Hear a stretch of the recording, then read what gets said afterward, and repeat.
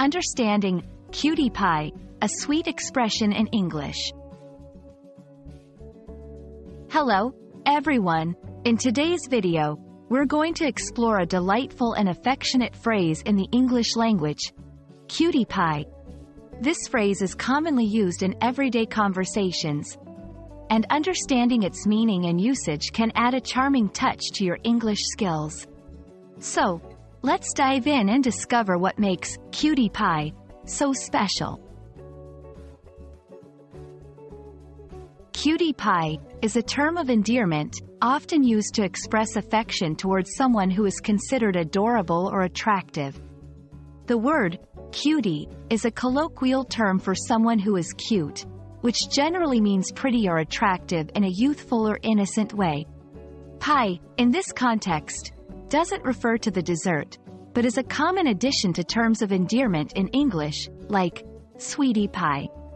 Together, cutie pie conveys a sense of warmth, fondness, and affection. Appropriate contexts. Personal relationships. It's mostly used among close friends, family, or romantic partners. Informal settings. This phrase is informal and best suited for casual conversations.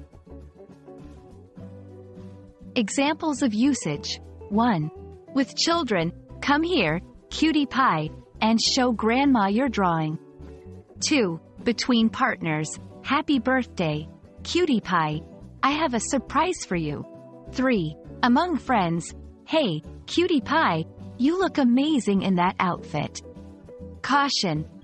Be careful when using it with people you are not close with, as it might be considered too personal or even inappropriate. International variations. Different cultures have their own versions of cutie pie. It's interesting to note these variations when communicating with non-native speakers.